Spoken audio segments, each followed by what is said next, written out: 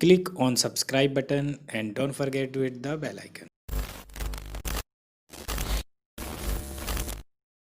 Hello everyone, मेरा नाम राहुल सिवरी और आज हम लोग पढ़ने जा रहे हैं आपका atomic structure and chemical bonding का सेकंड पार्ट, जिसमें कि हम लोग डिस्कवरी ऑफ न्यूक्लियस या कह सकते हैं रदरफोर्ड अल्फा एक्स पार्टिकल या अल्फा रेस एक्सपेरिमेंट। ठीक है, तो इस वाले एक्सपेरिमेंट में क्या हुआ, हमने फंडामेंटल पार्टिकल पढ़ी अभी सारी, इलेक्ट्रॉन पढ़ा, प्रोटॉन पढ़ा, न्यूट्रॉन पढ़ा। अब अरेंजमेंट क्या होता है उन इलेक्ट्रॉन, प्रोटॉन और न्यूट्रॉन का अरेंजमेंट, उन अरेंजमेंट को देखने जा रहे हैं हम लोग। तो उसके लिए रदरफोर्ड ने अपना एक्सपेरिमेंट दिया, जिसको नाम देते हैं रदरफोर्ड न्यूक्लियर मॉडल या डिस्कवरी ऑफ न्यूक्लियस। ठीक, अब सबसे पहले क्या किया रदरफोर्ड ने कि रदरफोर्ड ने लिए गोल्ड फॉइल ली। क्या ली? गोल्ड फॉइल, या कह सकते हैं गोल्ड की जगह आप लोग गोल्ड ना ले, सिल्वर की फॉइल ले सकते हैं आप लोग, एजी की, आप लोग प्लेटिनम की फॉइल ले सकते हैं, आप लोग कॉपर की फॉइल ले सकते हैं। अब गोल्ड की ही उन्होंने प्रेफर क्यों की है?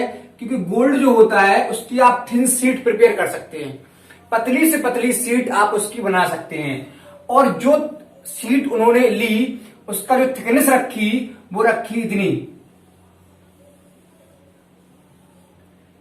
0.004 मिलीमीटर, इतनी पतली थिकनेस की गोल्ड की फॉइल ली। और उस गोल्ड की फॉइल को, ये रही आपकी गोल्ड फॉइल, गोल्ड की फॉइल, और इस गोल्ड की फॉइल को एक स्फेरिकल स्क्रीन के अंदर बंद कर दिया और इस स्फेरिकल स्क्रीन के अंदर लगा दिया जेडएनएस। क्या लगा दिया? जेडएनएस, इसको बोलते हैं जिंक सल्फाइड, जिंक सल्फाइड। और एल्फा पार्टिकल्स के लिए, किसके लिए? एल्फा पार्टिकल्स के लिए लिया एक रेडियो एक्टिव सब्सटेंस। कौन लिया? रेडियो एक्टिव सब्सटेंस, या ऐसा सब्सटेंस जो कि आपको एल्फा पार्टिकल दे सके। और उससे उन्होंने एल्फा पार्टिकल को निकाला, और एल्फा पार्टिकल को जब निकाला तो इस तरीके से उन्होंने एक गोल्ड की फॉइल पर स्ट्राइक कराया। और जब गोल्ड की फॉइल पर स्ट्राइक कराया तो अल्फा पार्टिकल उसको पार कर गई, और पार करने के बाद जेडएनएस पर जब स्ट्राइक किए, यहां पर जेडएनएस लगी होगी, वहां पर स्ट्राइक किए तो कुछ ग्लो निकली, चमक हुई। तो ये तो उन्होंने एक्सपेरिमेंट लिया था इस तरीके से। अब इस एक्सपेरिमेंट को अप्रूवल हुआ, ठीक है, क्या प्रूफ हुआ, उन सब बातों को हम लोग देख रहे हैं। तो सबसे पहले हम लोग एक गोल्ड की फॉइल लेते हैं, ठीक है, एक गोल्ड की फॉइल ली, इसकी थिकनेस हमने रखी 0.0004 मिलीमीटर। ठीक है, अच्छा, उसके बाद एल्फा पार्टिकल लिए। क्या लिए? एल्फा पार्टिकल लिए। तो जब एल्फा पार्टिकल का बम्बार्डमेंट करवाया इस गोल्ड की फॉइल के ऊपर, ये आपकी गोल्ड फॉइल है और ये आपके अल्फा पार्टिकल है जिन पर पॉजिटिव चार्ज होता है, पॉजिटिव चार्ज होता है अल्फा पार्टिकल पर। इन अल्फा पार्टिकल को लिया और कितने लिए? 20,000 अल्फा पार्टिकल लिए। कितने लिए? 20,000 अल्फा पार्टिकल लिए। तो देखा क्या कि मेजॉरिटी ऑफ अल्फा पार्टिकल आपके स्ट्रेट लाइन जा रहे थे, without any deviation, without any deviation. Majority of alpha particle जो है आपके वो स्ट्रेट लाइन जा रहे थे विदाउट एनी डेविएशन। समझ पाए? सबसे पहली बात क्या देखी उन्होंने एक्सपेरिमेंट में? क्या देखा कि 20,000 अल्फा पार्टिकल में से मेजॉरिटी ऑफ अल्फा पार्टिकल आपके straight line without any deviation के गोल्ड की फॉइल को पार कर रहे थे। ठीक है, फ्यू अल्फा पार्टिकल ऐसे थे, कुछ अल्फा पार्टिकल जो हल्के से एंगल पर डिफ्लेक्ट हो रहे थे, थोड़े से एंगल पर डिफ्लेक्ट हो रहे थे इस तरीके से, हल्के से एंगल पर डिफ्लेक्ट हो रहे थे इस तरीके से। और आउट ऑफ 20,000, 20,000 में से सिर्फ और सिर्फ एक अल्फा पार्टिकल इतना था। क्या? 20,000 में सिर्फ एक अल्फा पार्टिकल बेटा ऐसा था जो कि गया और जाके 180 के ही एंगल पर, यानी 180 का एंगल को बनाते हुए वापस आ गया। Majority of alpha particle straight line चले गए, पहली बात। दूसरी बात क्या हुई कि कुछ ऐसे अल्फा पार्टिकल थे जो हल्के से एंगल पर क्या हुए, डेविएट हो गए। और तीसरी बात क्या थी, आउट ऑफ 20,000 एक अल्फा पार्टिकल ऐसा था कि जो गया और 180 के एंगल पर वापस आ गया। कितने के एंगल पर वापस आ गया, 180 के एंगल पर वापस आ गया। अब आपको मालूम है अल्फा पार्टिकल पर क्या होता है, पॉजिटिव चार्ज होता है, और न्यूक्लियस पर भी क्या होता है, पॉजिटिव चार्ज होता है। यानी कि जैसे ही जब अल्फा पार्टिकल इस न्यूक्लियस से क्लोज आया होगा, सामने आया होगा, वैसे ही इस न्यूक्लियस ने इसको क्या किया होगा, रिपल्सन दिया होगा। आपको मालूम है पॉजिटिव और पॉजिटिव क्या करते हैं, एक दूसरे को रिपेल करते हैं। पॉजिटिव और पॉजिटिव क्या करते हैं, रिपेल करते हैं। तो जैसे ही एक अल्फा पार्टिकल सामने उसके आने लगा और वैसे ही न्यूक्लियस ने क्या किया, उसको रिपल्सन दे दिया, और रिपल्सन की वजह से वो न्यूक्लियस को पार नहीं कर पाया, और जैसे ही आया 180 के एंगल पर वापस हो गया। तो 20,000 में बेटा एक ऐसा था जो कि 180 के एंगल पर वापस आया। तीन बातें मिली हमें।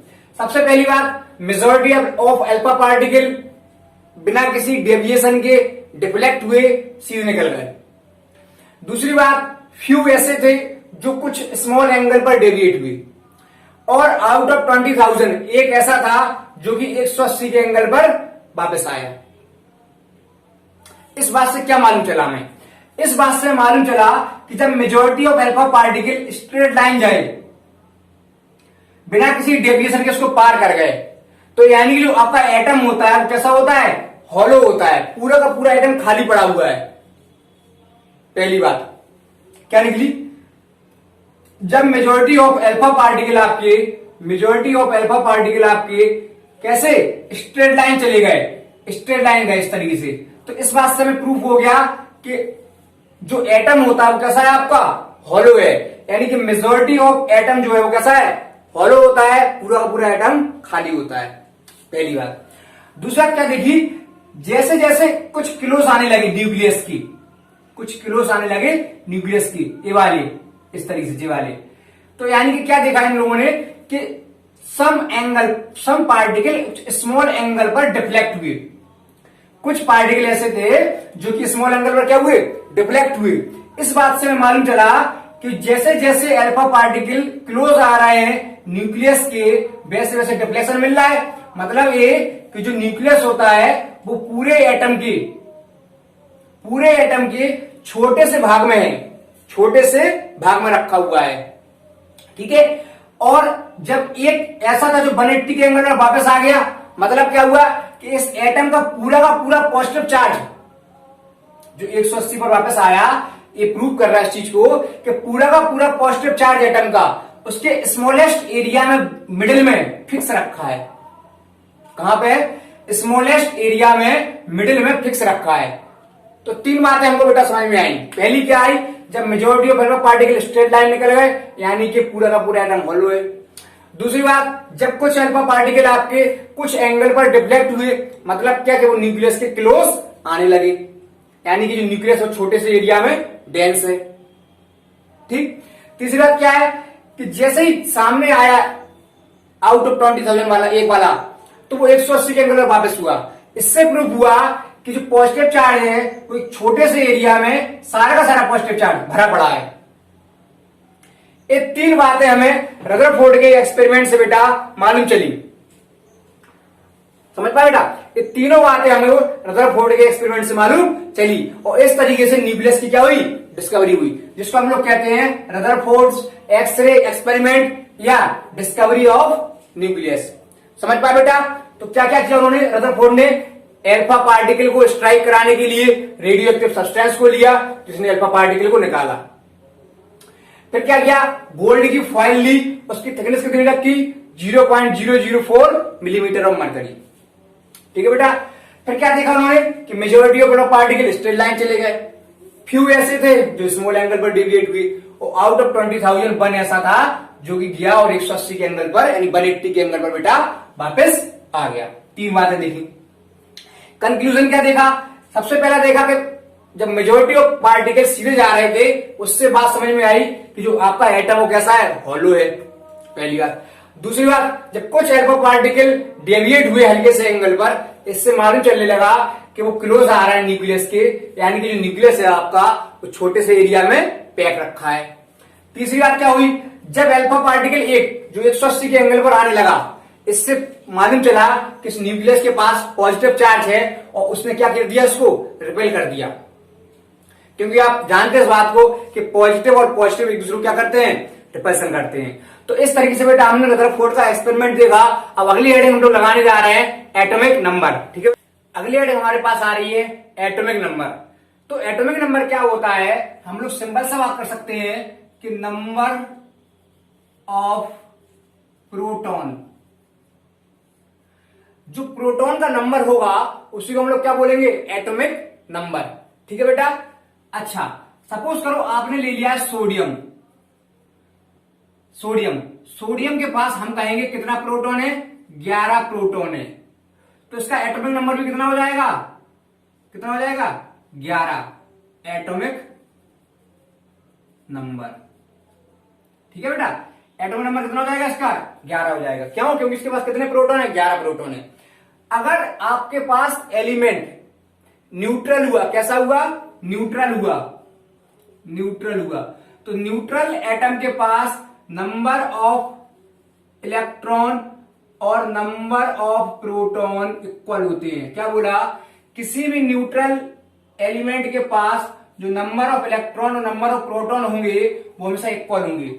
लेकिन अगर कभी ऐसा हुआ कि इलेक्ट्रॉन को गेन किया गया या रिसीव किया गया, गेन किया गया यानी रिसीव किया गया या लूज किया गया, तो इलेक्ट्रॉन के नंबर में चेंज आएगा, इलेक्ट्रॉन के नंबर में चेंज आएगा। लेकिन प्रोटॉन के नंबर में किसी प्रकार का चेंज नहीं आएगा। इसीलिए डेफिनेशन जो बनेगी आपकी बेस्ट डेफिनेशन, वो बनेगी नंबर ऑफ प्रोटॉन के बेस पे। यानी कि नंबर ऑफ प्रोटॉन जितने होंगे वही क्या होगा, उसका एटॉमिक नंबर। यानी कि number of proton equal to मतलब जेड, और जेड क्या है आपका, एटॉमिक नंबर। ठीक है, अगला एग्जांपल देखते। सपोज करो हमने लिया लिथियम। अगर लिथियम लिया है तो इसका एटॉमिक नंबर होता है 3। तो इसके पास नंबर ऑफ प्रोटॉन कितने होंगे, 3, और नंबर ऑफ इलेक्ट्रॉन भी कितने होंगे, 3। क्योंकि मैंने अभी बताया आपको कि जो न्यूट्रल होती है एटम आपकी, उस न्यूट्रल एटम में नंबर ऑफ इलेक्ट्रॉन और नंबर ऑफ प्रोटॉन क्या होते हैं, इक्वल होते हैं। और आपको मालूम है इस पर कोई भी चार्ज नहीं है, ना ही पॉजिटिव ना ही नेगेटिव। इसीलिए इसके एटॉमिक नंबर के बराबर ही इस पर इलेक्ट्रॉन उतने ही प्रोटॉन होंगे। अगर हम ऐसा कर देते कि इस Li से हम लोग एक इलेक्ट्रॉन बाहर निकाल देते, Li से हम लोग एक इलेक्ट्रॉन बाहर निकाल देते, तब आपका कितना होता है, इसके पास एटॉमिक नंबर 3 था, इलेक्ट्रॉन भी कितने थे, 3 थे, और प्रोटॉन भी कितने थे इसके पास, 3 थे। लेकिन जैसे ही हमने एक इलेक्ट्रॉन को बाहर निकाला, अब इसके पास इलेक्ट्रॉन कितने बचे, 2 बचे, और प्रोटॉन तो सेम ही रहेंगे क्योंकि प्रोटॉन रिएक्शन में नहीं जाते हैं, प्रोटॉन तो सेम ही रहेंगे। यानी अब आप देखिए यहां पर अलग अलग नंबर हो गया, अलग अलग नंबर हो गया। इलेक्ट्रॉन में क्या आ गई, कमी आ गई। लेकिन प्रोटॉन पहले भी 3 थे और बाद में भी 3 थे। ठीक है, ऐसा ही एटॉमिक नंबर पहले भी 3 था, एटॉमिक नंबर 3 था, यहां पर भी क्या होगा, 3 होगा। यानी कि अगर हम लोग इलेक्ट्रॉन को बेस बनाते तो जब उसमें इलेक्ट्रॉन को लूज किया जाता है, गेन किया जाता, तो एटॉमिक नंबर पर चेंज आ जाता। इसीलिए हमने एटॉमिक नंबर के लिए बेस बनाया है, वो बनाया है नंबर ऑफ प्रोटॉन को। ठीक है, लेकिन अगर न्यूट्रल है तो उसमें आप कह सकते हैं कुछ भी, कि न्यूट्रल होगा तो उसमें नंबर ऑफ इलेक्ट्रॉन और नंबर ऑफ प्रोटॉन सेम हो सकते हैं, वो होते भी हैं।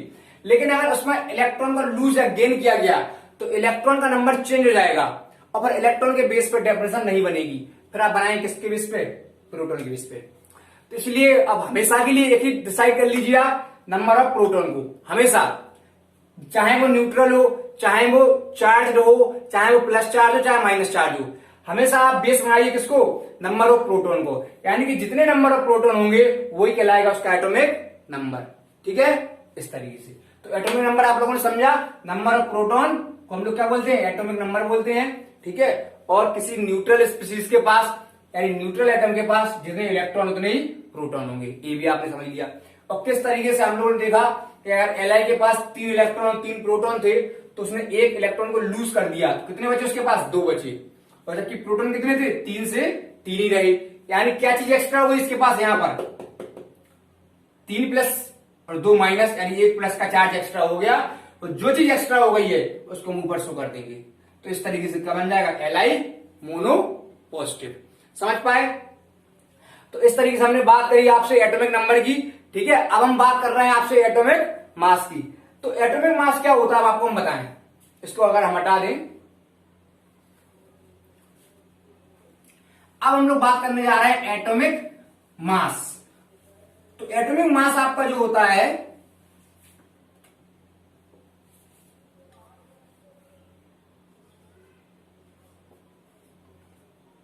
एटॉमिक मास होता है आपका, उसको हम लोग बोलते हैं किससे? ए से। ठीक है, एटॉमिक मास। तो अगर एटॉमिक मास की हम लोग बात करेंगे तो आप लोग एक याद रखिए, एक फॉर्मूला होता है एटॉमिक मास के लिए।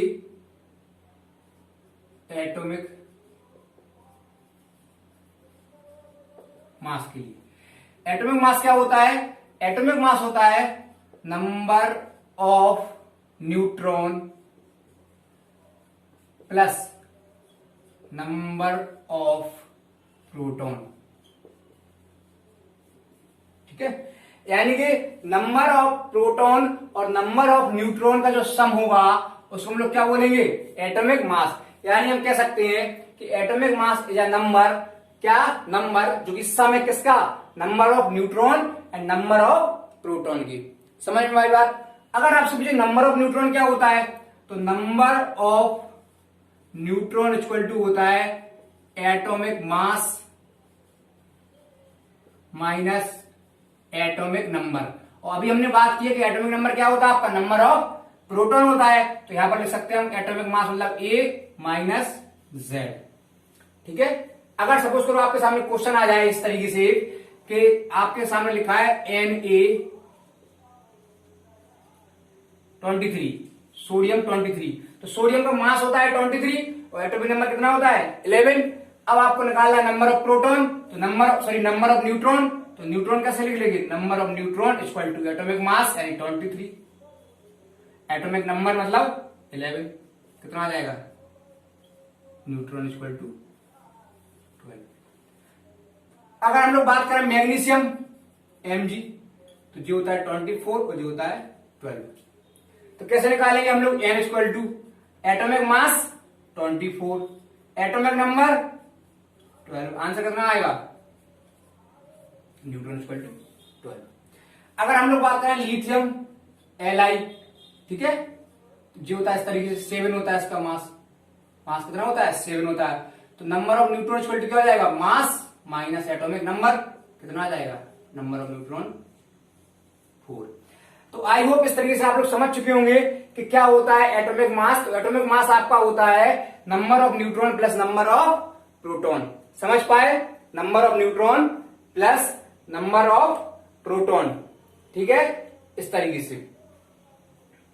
तो आपने एटॉमिक मास देखा, नंबर ऑफ न्यूट्रॉन देखे, इसके पहले आपने एटॉमिक नंबर देखा। तो इन सारी बातों को हमने डिस्कस किया। ठीक है, तो इस तरीके अगला टॉपिक हमारा आ रहा है आइसोटोप्स। तो आइसोटोप्स अगर हम लोग बात करें आपके सामने, तो जैसे एक एग्जांपल ले रहा है तब आप समझ जाएंगे। 1H1, 1H2, 1H3। आपके सामने हमने हाइड्रोजन के 3 आइसोटोप्स लेके रखे हैं। तो क्या होता है isotopes? Atoms of the same element. Same element मतलब तीनों क्या है? हाइड्रोजन के ही हैं। तो atoms of the same element having same atomic number. क्या बोला?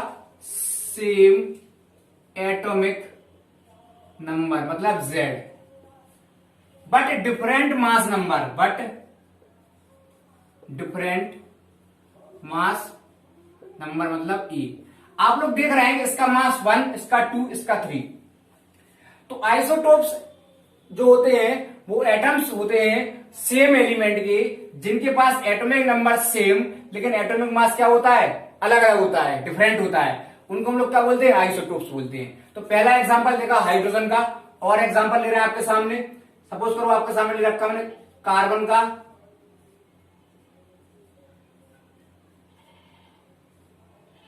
इस तरीके से कार्बन के 3 आइसोटोप रखे मैंने, 12, 13 और 14। अगर हम लोग नाइट्रोजन का ले लें तो 14 और 15 इस तरीके से नाइट्रोजन की हो जाएंगे।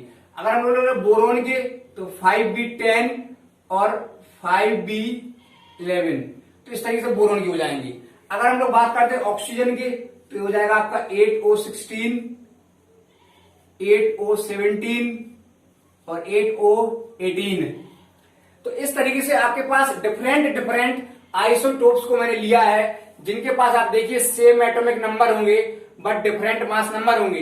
तो कार्बन के ले रखे मैंने, नाइट्रोजन होता है, बोरोन होता है, ऑक्सीजन होता है। इसी तरीके से एक रेडियो एक्टिव है यूरेनियम 235 और यूरेनियम 237। तो यूरेनियम के दो आइसोटोप्स हैं आपके पास, एक 235, एक 237। इसी तरीके से मोस्ट ऑफ द एलिमेंट ऐसे होते हैं जो कि आइसोटोप्स के फॉर्म में रहते हैं, मिक्सचर ऑफ आइसोटोप्स के फॉर्म में रहते हैं। ठीक है, तो इस तरीके से आपने देखा आइसोटोप्स। ठीक है, अब क्या होता है आगे अगला पॉइंट। अब जब इनके एटॉमिक नंबर सेम है, यानी इनका जो इलेक्ट्रॉन का अरेंजमेंट है वो क्या होगा, सेम होगा। और अगर एटॉमिक नंबर सेम है तो इनकी केमिकल प्रॉपर्टी भी क्या होंगी, सेम। तो इनकी केमिकल प्रॉपर्टी क्या होंगी, सेम। केमिकल प्रॉपर्टी क्या होंगी, सेम होंगी। लेकिन इनकी फिजिकल प्रॉपर्टी कैसी होंगी, फिजिकल प्रॉपर्टी वो कैसी होंगी, डिफरेंट होंगी। क्योंकि जो प्रॉपर्टी रिलेट करती है एटॉमिक नंबर यानी नंबर ऑफ इलेक्ट्रॉन से, वो होती है आपकी केमिकल प्रॉपर्टी। कौन सी होती है, केमिकल प्रॉपर्टी। और जब इलेक्ट्रॉन सेम है तो केमिकल प्रॉपर्टी क्या होगी, सेम।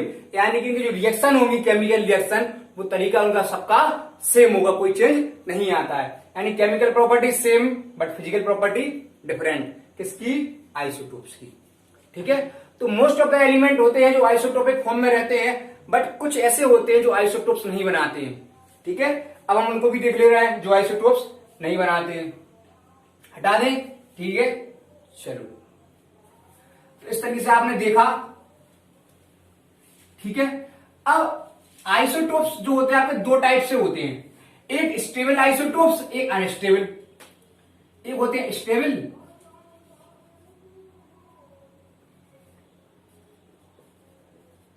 स्टेबल और एक होते हैं अनस्टेबल आइसोटोप्स।